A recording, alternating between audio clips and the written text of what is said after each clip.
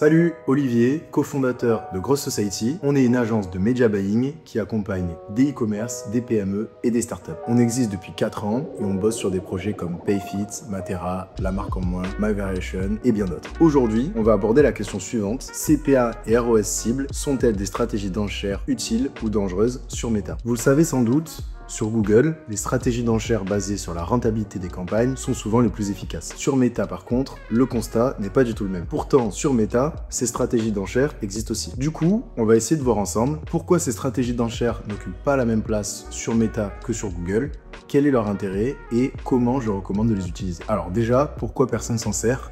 Moi, je donnerai deux axes d'explication qui sont d'ailleurs assez liés. Premièrement, le niveau de connaissance des media buyers. Sur Google Ads, la stratégie d'enchère a toujours été centrale. Les anciens du media buying Google ont même connu le CPC manuel. Toutes les formations parlent de stratégie d'enchère, donc logiquement, les media buyers qui travaillent sur Google Ads pensent à mener ce genre d'A/B test. Sur Facebook, en revanche, la plupart des media buyers ne connaissent pas ces stratégies d'enchères ou ne savent pas quelles sont les bonnes pratiques pour les utiliser. C'est d'ailleurs pour ça que j'ai choisi de faire cette vidéo. Voyons maintenant quels sont les intérêts de ces stratégies d'enchères.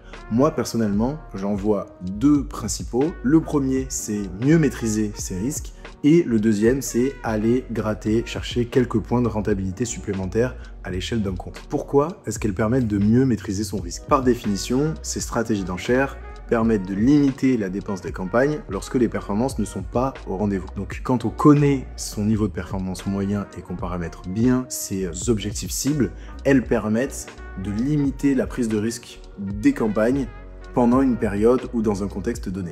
Je vais vous donner deux exemples qui me paraissent, moi, représentatifs de ce que permettent de faire ces stratégies d'enchères. Le premier, mettons que j'ai un compte Meta avec des CAC à environ 80 € et que je veux lancer un nouveau tunnel à travers un MQL où je vais aller chercher des achats après un quiz, par exemple. Je ne sais pas du tout si ça va marcher et donc je prends le risque que ma campagne, en fait, dépense une partie de mon budget avec des CAC 2, 3, 4 fois plus cher que sur mon tunnel classique. Et bien, du coup, je vais lui imposer un CPA cible qui va être à peu près 10 à 20% supérieur à mon CPA moyen pour permettre quand même à la campagne d'aller capter du budget à son lancement et de ne pas être trop bridé. Mais je vais m'assurer que si ce nouveau tunnel n'est pas au rendez-vous, alors la part du budget capté par ce nouveau tunnel va être contrainte par mon CPA cible et la rentabilité globale de mon compte ne va pas être trop impactée par ce test. Le deuxième exemple que je pourrais donner est autour de la saisonnalité. On attaque le mois de mai, il y a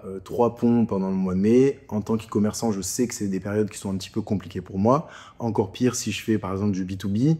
Et donc, j'ai des budgets élevés. J'ai pas envie de couper complètement mes budgets parce que j'ai du mal à estimer la perte de business que ça pourrait espérer, mais j'ai pas non plus envie que mes budgets soient mal dépensés et que ma rentabilité du mois de mai soit trop mauvaise. Et bien là encore, je vais utiliser ces stratégies d'enchères pour m'assurer que en cas de non-atteinte de mes objectifs, mon budget va être contraint et donc je vais m'assurer que la rentabilité globale de mes investissements ne se dégrade pas trop. Voilà, je pense que vous avez compris comment on peut s'en servir pour plafonner un petit peu son risque. Donc voyons maintenant comment se servir de ces stratégies d'enchères pour optimiser sa rentabilité. Déjà, il faut avoir en tête que suivant la pression budgétaire qu'on exerce sur son compte, l'approche va être un petit peu différente. Ce que j'appelle pression budgétaire, c'est le ratio entre le budget dépensé et la taille du marché que j'adresse. Si j'exerce une faible pression budgétaire sur mon compte, je dépense pas énormément, je suis pas gros de mon secteur, j'ai pas vocation à augmenter énormément mes budgets, mais par contre, je cherche à rentabiliser au maximum mes budgets médias. Dans ce cas-là, une fois que je connais les niveaux de performance moyens de mon compte,